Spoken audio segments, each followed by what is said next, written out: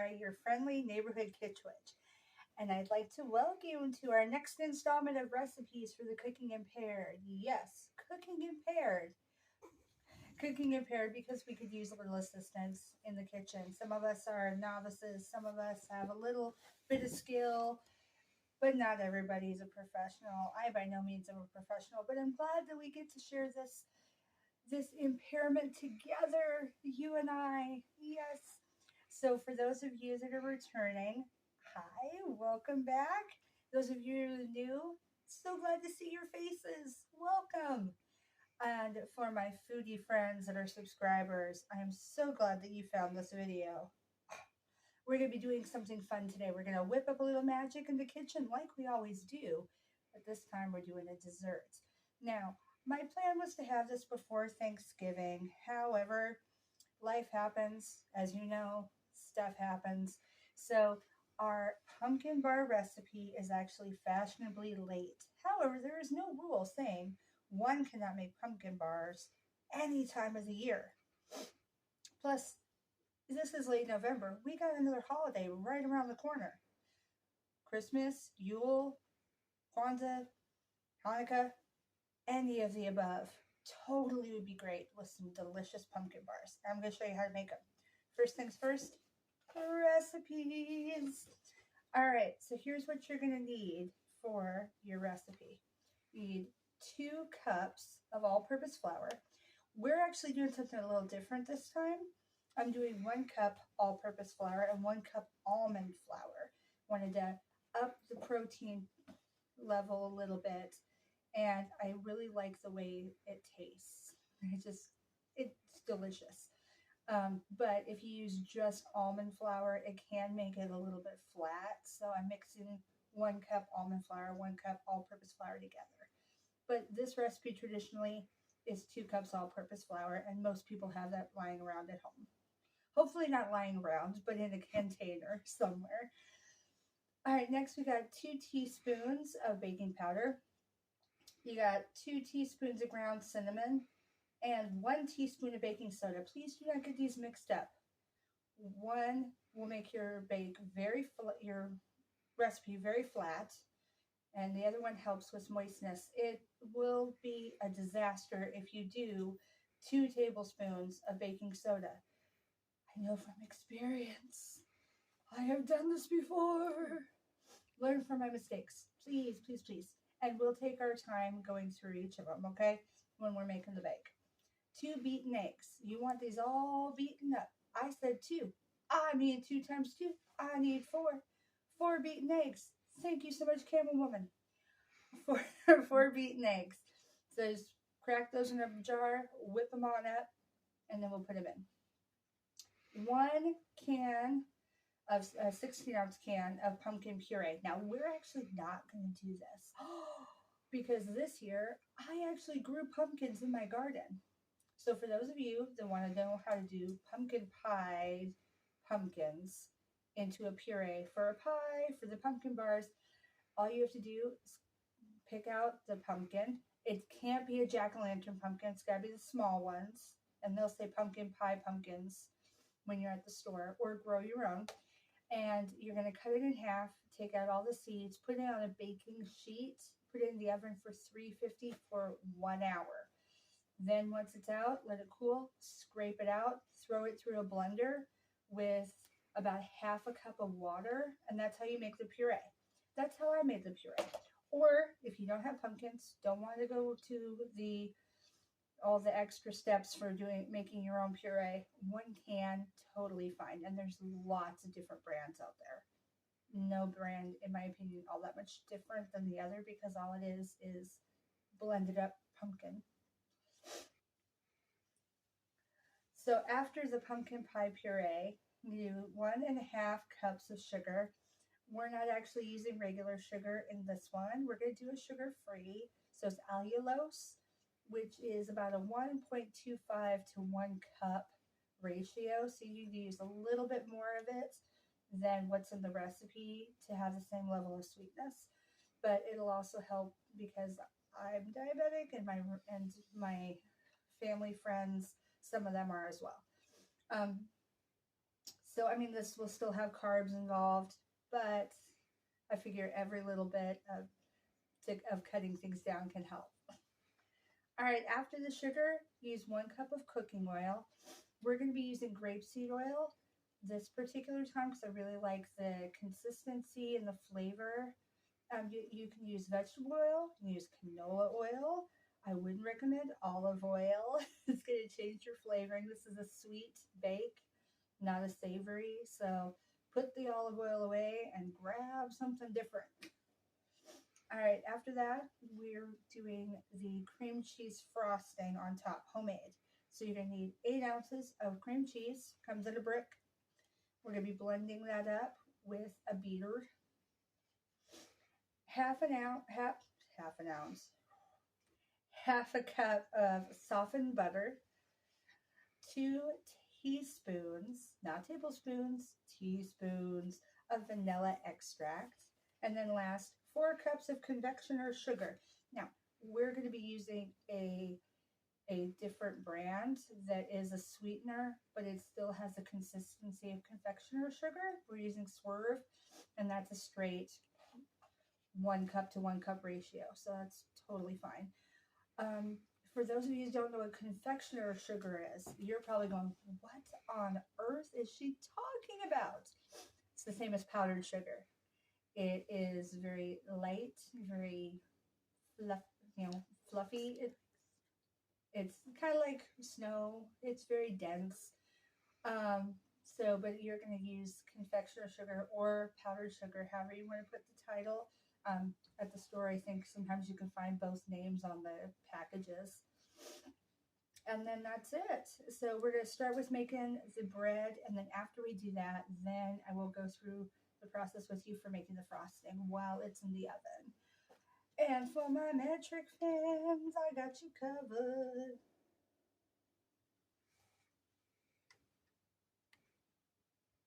And you're done.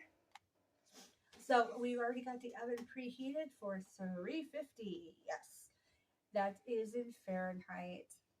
So I'm going to see you over there and we'll get started.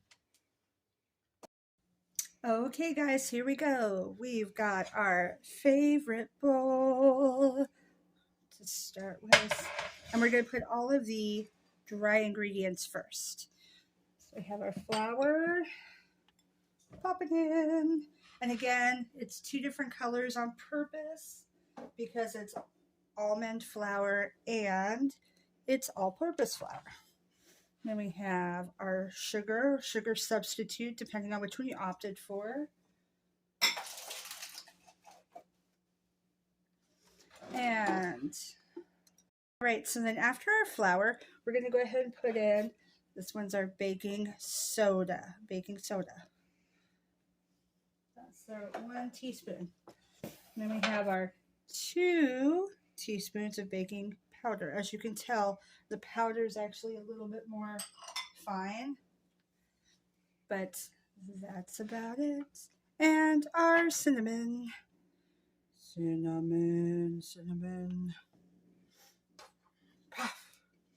how that falls in. I wish it was almost like in a slow motion. It would be kind of like a cinnamon bomb.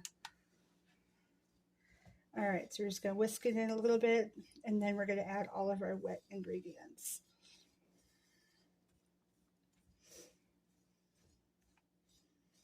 Okay, it smells so good already. Again, where is our smell-o-vision? Scientists, you need to work on that. I want smell-o-vision in every home. Hooked up to YouTube. All right. We got our puree. Now, I know this is in a bag, and that looks really weird. It's because when I did all of the pumpkins from the garden, I put each one in 2 cup servings because any recipe that's looking for 16 ounces or 16-ounce can is actually 2 cups puree. So 16 ounces of your pumpkin puree from a can is the same as 2 cups Yay. So I know that looks so gross. It's like baby food, but it's not baby food. It's our key crucial ingredient. It is the most important member of this bake. It is so good. My camera woman wants me to say that it could be baby food. You could feed this to your baby. But we're not doing that. We ain't giving no babies no food right now. We are making a delicious meal that we could share with kids if we want, but I'm going to share it with adults because I can. All right, now we got our beaten eggs. Beaten eggs. So pre-beat them. Do not put them in. Don't break them and put them in. It actually helps everything stay nice and light and fluffy if they've been pre-beaten. So we kind of mix this around a little bit, and then we're going to add our oil, our grapeseed oil. This is actually a relatively fast cook. Once we get everything together and in the pan, and you're using a approximately 9 by 13. I have used it in smaller pans, and it comes out more cake-like. So you can use it in a smaller, like brownie pan and such if you want, or you can make it more like a bread pan loaf if you want to. We're gonna go 9 by 13, and it's only gonna cook for approximately 23 to 28 minutes, which is a weird amount of time, but depending on your oven, that's what I found works. So I'd also like to put a shout out that this recipe is borrowed. It is not my original recipe. This recipe is only slightly altered, and it was originally my stepson's grandmother's recipe that she got ages back from a favorite cookbook, and I thought that was amazing. Go ahead and pause. I sped up this process so you wouldn't have to just watch me stir and stir and stir. Again, I want to say thank you to Sheryl for loaning me this wonderful recipe. Thank you, thank you, thank you. All right, and we're going to put this in a pan, and the pan is not going to be greased, mostly because we already have a decent amount of oil in here. It's going to come out just fine without requiring that extra greasing. So we got our pan. We're just going to pour this in. Pouring, pouring, pouring. Scraping the sides as we go. Pouring, pouring, pouring. Pouring, pouring. Then make sure that you cook it all the way through first. You've got raw eggs in this. Do not lick the bowl. I know it's tempting, but it is not prudent with the raw eggs to lick the bowl. Just let the wonderful smell tickle your nose, and that'll have to be enough until it's done cooking. Sorry guys, there's some rules we gotta be careful with, like eating raw eggs. All right, here we go. Last little bit. Ta-da! All right, we're gonna now put this in the oven, and it's totally fine that it's not all the way to the top because this will rise a little bit while we're cooking. So here we go.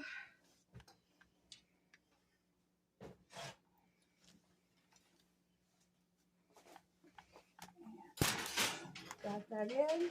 I'm going to set the timer for 23 minutes, and we'll be right back to check on it.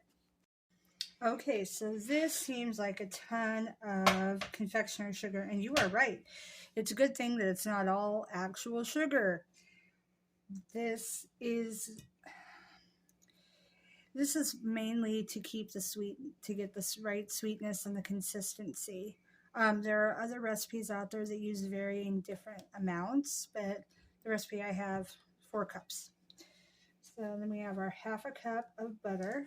This is already softened. So you can see it just slides right off perfectly. Got a knife to get the rest of it. That's fine. And then the main part for cream cheese frosting, the cream cheese. Just open this puppy up. This has also been set out to soften. You don't want it right out of the fridge because it makes it really hard to blend together. So you want it to be softened. It doesn't have to necessarily be warm, but you do want it to be a little easy to slide down into the recipe and to blend it out. We're going to get as much of this deliciousness off there as we can.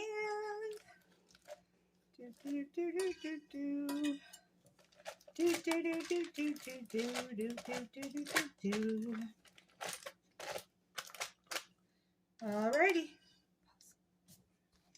And the last part is 2 teaspoons of vanilla. You don't need very much because vanilla is really quite potent and strong.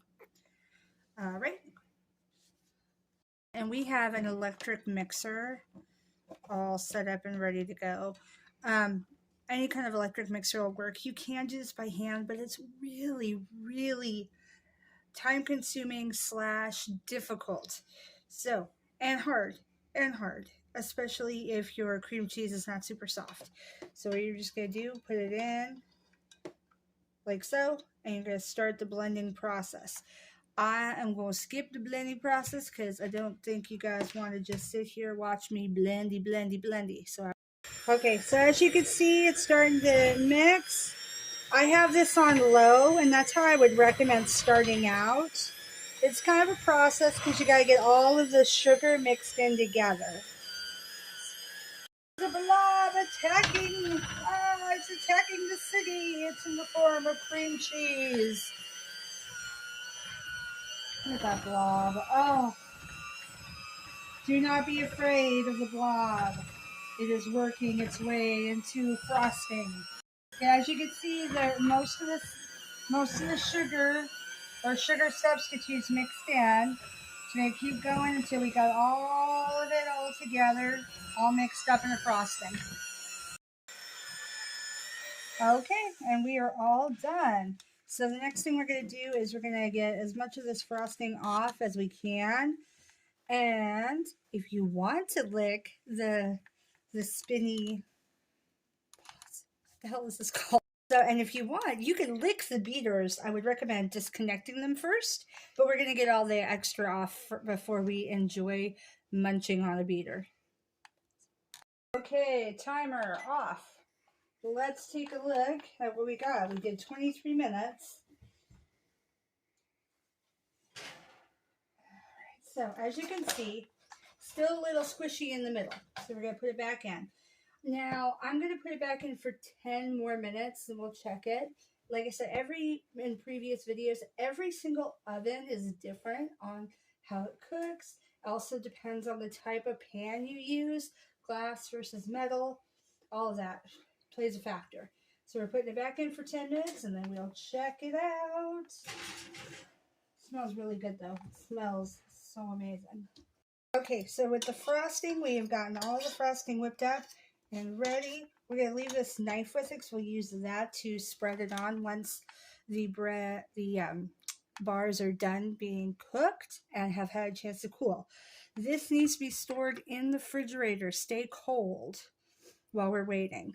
Any extra leftover, we probably won't have any leftover frosting, but if you do, also store it in the fridge and you can use it for other things. My husband, for example, loves to use it with graham crackers. He dips them, he eats them. But anything like that's totally fine. All right, so we're going to go put this away and we'll be back shortly. Okay, timer's gone off. So we're going to take it out and take a look. All right, so as you can see, it's no longer wiggling, but how do we test to see if it's done? Well, my dear friends, the toothpick. Yes, indeed. Any colored toothpick will work. You're going to poke it in, and if it comes back clear, like this, then it means it's ready. All right, so we have frosting ready to go. We can't frost this yet. So as I said before, this is going to go in the fridge. This has to be completely cool before you frost it. If you try to frost it while it is hot like this, your frosting will melt and it will turn into a cream cheese glaze, which might not necessarily be a bad thing, but that's not what we were going for. So we're going to let this completely cool. We're going to put the cream cheese frosting in the fridge. And when this is ready and cooled down, we'll decorate it. And what? Oh, yes. And my camera lady wanted me to add a heads up. This obviously is very sweet. With 4 cups of confectioner's sugar or even the substitute, very, very sweet. You will still have the same consistency if you want to cut the sugar down to 2 cups of confectioner's sugar or 2 cups of confectioner's sugar substitute. It'll still have the same frosting consistency. You still use the same amount of butter, same amount of cream cheese, just a little less of the sugar, and still blend it together, and that'll work out fine. Again, though, we did 4 cups. Some people really like super sweet, so that's what we went with. We're gonna put this in the fridge, and we'll be back to decorate. Okay, so our cake is nice and cold. I'm not even gonna tell you how many hours we let it sit to get cold. While my camera lady and I, we watched a movie and some YouTube. Not ourselves, though. So now that it's nice and cold, we're going to go ahead and cover it with the frosting, which also is cold. And you're just going to go ahead and put it on. It doesn't have to be pretty. And as you can see, some of it came off a bit. So we just put a little extra right there and smooth it out. Look at that. No one knows. Well, we'll know. And you are watching this on your phone or your tablet or your television, you'll know. But I'm pretty sure you're not going to tattle on me. So we're just going to keep going. All right. All right. This is getting beautiful.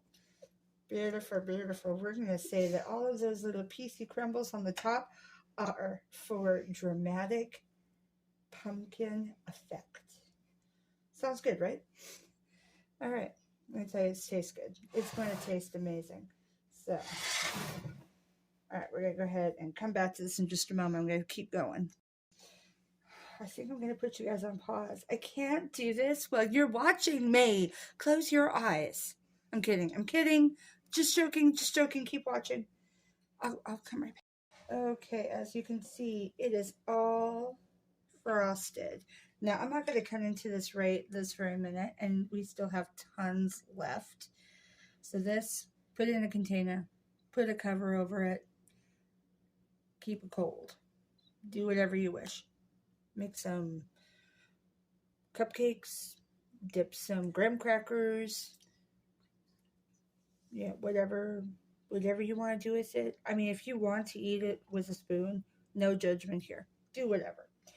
So, what this is our beautiful, lovely, as you can see, the layers, gorgeous pumpkin bars. All right, so here we go.